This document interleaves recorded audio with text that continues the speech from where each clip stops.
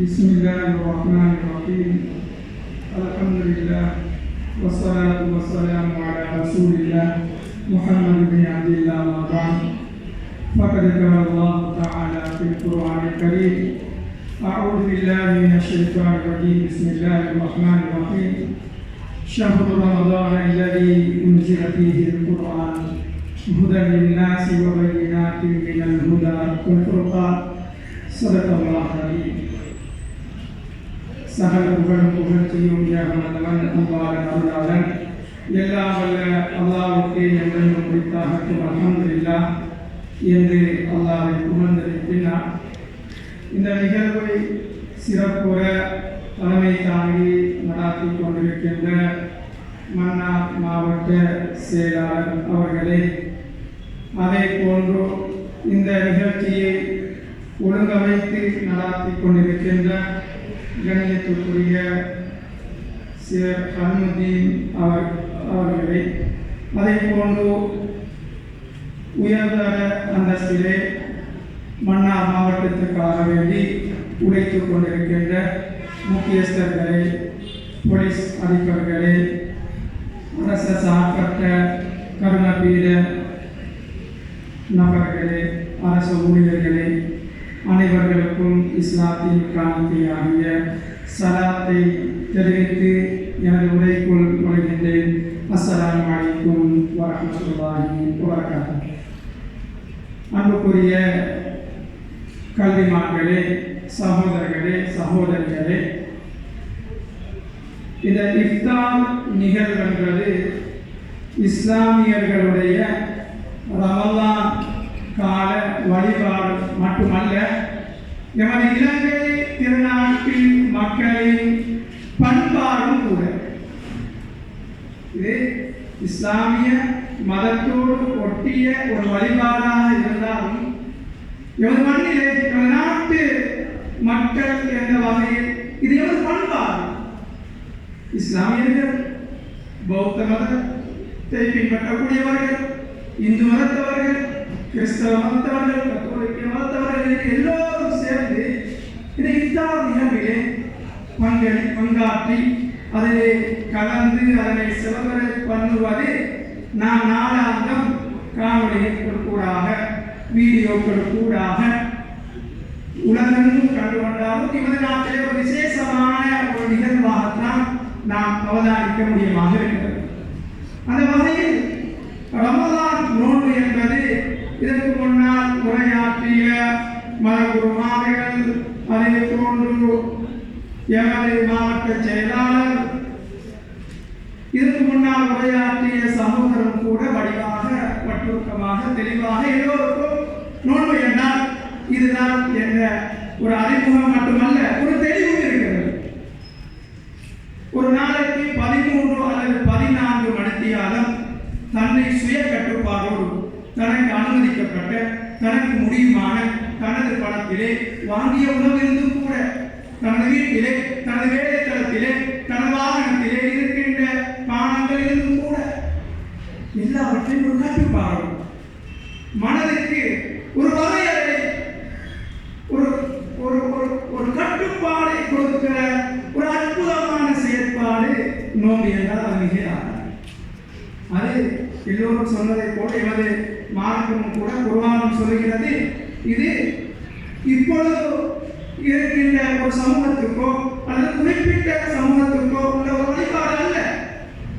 எப்படி உங்களுக்கு இது கடமையோ, இந்த நோன்பு விதியாக்கப்பட்டதோ, இதை போன்று உங்களுக்கு முன்னால் உள்ள சமூகத்துக்கும் நோன்பு விதியாக்கப்பட்டு இருக்கிறது. ஆனால் நோன்பில் வித்தியாசம் இருக்கலாம். சிலர்களுடைய நோன்பிலே அவர்கள் பானங்களை அருந்தலாம், தண்ணியை அருந்தலாம். இது முன் சமூகத்துக்கு கொடுக்கப்பட்டிருக்கிறது. ஏன் மரியம் அலைஹிஸ்ஸலாத்து வஸலாம் கூட குர்ஆனிலே அல்லாஹ் மரியா என்று கூட கிறிஸ்தவ மதத்திலே சொல்வார்கள். அவர்களை பற்றி சொல்கின்ற பொழுது அவர்கள் ஒரு விதமான நோன்பை நோக்கியிருந்தார்கள். சொன்னார்கள், இன்னி நதரத்து லிர்ரஹ்மானி ஸௌமா ஃபலன் உகல்லிம யௌம இன்சியா. இதன் நோன்பு என்ன? நான் யாரோடும் பேச மாட்டேன், மௌன விரதம். இது ஒரு வகையான நோன்பு. எனவே நோன்பு என்பது எல்லா சமூகத்துக்கும் உண்டு. ஆனால் அதனுடைய நடைமுறையில் அவர்கள் நோக்கின்ற விதத்திலே அவர்கள் செய்கின்ற வழிபாடு வித்தியாசப்படும்.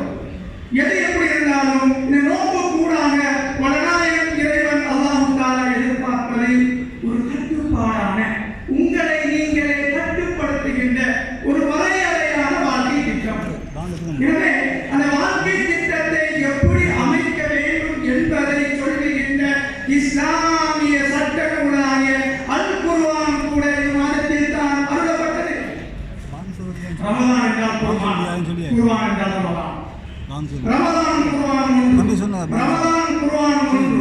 குர்ஆன் ரமலான் மாதத்தில் இறக்கப்பட்டது. ரமலான் மாதம் குர்ஆனுக்குரிய மாதம் என்று இருக்கிற பொழுது அல்லாஹ் தஆலா குர்ஆனில் இந்த ரமலான் பற்றி இப்படி சொல்கிறான். குர்ஆன் பற்றியும் தொடர்ந்து சொல்கிறான். ஷஹ்ரு ரமலான், ரமலான் மாதம் என்பது உன்சில ஃபீஹில் குர்ஆன், அந்த மாதத்தில் தான் குர்ஆன் அருளப்பட்டது. உன்சில ஃபீஹில் குர்ஆன், அந்த குர்ஆன் என்பது வரையறுக்கப்பட்ட இஸ்லாமிய சமூகத்திற்கு மாத்திரமல்ல, ஹுதல் லின்னாஸ், அது முழு சமூகத்துக்குமே நேர்வழி காட்டக்கூடிய ஒன்றுதான் குர்ஆன். ஹுதல் லில் முஸ்லிமீன் என்று சொல்லல குர்ஆன், முஸ்லிம்களுக்கு நேர்வழி காட்டும் என்று குர்ஆனில் வரையில ஹுதல் லின்னாஸ். நீங்க யாரை எடுத்து திறந்து வாசித்தாலும், எந்த நோக்கத்தோடு பார்த்தாலும், குடும்ப பிரச்சனையோடு பார்க்கிறவர்களுக்கு குடும்ப பிரச்சனைக்கான தீர்வு அங்கே இருக்கிறது, தொழில் பிரச்சனையோடு பார்க்கிறவர்களுக்கு தொழில் பிரச்சனைக்கான தீர்வு அங்கே இருக்கிறது, கல்விசார் விடயங்களில் ஆராய்கிறவர்களுக்கு கல்விக்கான தீர்வு அங்கே இருக்கிறது. எனவே வபையினாத்தின் மினல் ஹுதா வல் ஃபுர்கான், அது நேர்வழி, தெளிவில்லாத நேர்வழி அல்ல, தெட்ட தெளிவான நேர்வழி என்று அல்லாஹ் தஆலா குர்ஆன் இறங்கப்பட்டது ரமலானில். அந்த குர்ஆன் உங்களுடைய, அதாவது இந்த உலகத்தில் இருக்கிற அத்துணை மனித சமூகத்துக்கும் நேர்வழி காட்டப்படுகிறது. எனவே இந்த மாதத்தில் நோன்பு நோற்பது கடமை, இந்த மாதத்தில் நோன்பு வைப்பது கடமை. அப்படி என்றால் நோன்பு நோற்பதை இந்த மார்க்கம் வற்புறுத்துகின்றதா, கட்டாயப்படுத்துகின்றதா? இல்லை அன்புக்குரியவர்களே, ஏழுமான ஆட்களுக்கு தான் கட்டாயம். இஸ்லாமிய மார்க்கம் மட்டுமல்ல, பொதுவாக மார்க்கம் என்பதே இலகுவானது. அல்லாஹ்வின் தூதர் ஸல்லல்லாஹு அலைஹி வஸல்லம் சொன்னார்கள், இன்ன தீன யுஸ்ருன், மார்க்கம் என்பது இலகுவானது, அதனை கடைபிடிப்பது ரொம்ப இலகுவானது. எனவே அந்த வகையில் இஸ்லாமும் கூட நோன்பு நோற்பது ஐம்பெரும் கடமைகளில் ஒன்று. என்றாலும் ஒரு மனிதர் நோய்வாய்ப்பட்டிருந்தால், உடல் ரீதியான அசௌகரியத்திற்கு அவர் ஆளாகியிருந்தால், அவருக்கு விதிவிலக்கு, அவர் ஆரோக்கியமான மற்றொரு காலத்திலே நோன்பை நிறைவு செய்து கொள்ளலாம். மார்க்கத்திலே ஒரு அனுமதி உண்டு. யாராவது பிரயாணியாக இருந்தால் அந்த பிரயாணத்தின் நிமித்தம் அவர் நோன்பு குடிக்க தேவையில்லை, அவர் மற்றொரு காலத்திலே நோன்பை நோட்டுக் கொள்ளலாம். எனவே இஸ்லாம் என்பது மட்டுமல்ல, பொதுவாக மார்க்கம் என்பது மிக இலகுவானது. குர்ஆன் இன்னும் அதை உறுதிப்படுத்துகிறது.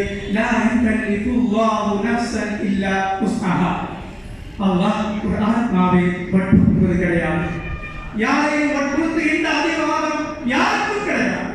எனவே இந்த மார்க்கம் இலகுவானது, இந்த மார்க்கத்தை பின்பற்றுவதும் இலகுவானது. எனவே இந்த ரமலானில் எது எங்களிடம் சொல்லப்பட்டிருக்கிறதோ அதை நாம் எடுத்து நடப்பது, முழுமையாக குர்ஆனை ஆராய்வது, அதிலே விசேஷமாக ரமலானுடைய 3/2 பகுதியை நாம் கடந்து இன்னும் சில நாட்களில் ரமலானுக்கு விடையுற இருக்கிறோம். எனவே இந்த ரமலானில் அதிகமாக நாம் இறைவனை பிரார்த்திக்கின்ற விடயத்தை அல்லாஹ் எதிர்பார்க்கிறான். ஹஸரத் ஸல்லல்லாஹு அலைஹி வஸல்லம் அவர்கள் சொன்னார்கள், அல்லாஹ் தஆலா இரவின் கடைசியில் அடிவானத்துக்கு வந்து, யாராவது என்னிடம் பிரார்த்திப்பவர்கள் இருக்கின்றீர்களா, என்னிடம் பிரார்த்தனை செய்யுங்கள், உங்களுக்கு நான் தருகிறேன். யாராவது பாவ மன்னிப்பு கேட்கிறீர்களா, பாவ மன்னிப்பு கேளுங்கள், இதோ உங்களுக்கான மன்னிப்பின் வாயை திறந்திருக்கிறது, மன்னிப்பை உங்களுக்கு வழங்குகின்றேன் என்று அல்லாஹ் தஆலா அடிவானத்துக்கு வந்து அல்லாஹ் தஆலா எங்களிடம் ஒரு அழைப்பை விடுத்துக் கொண்டிருக்கிறார்.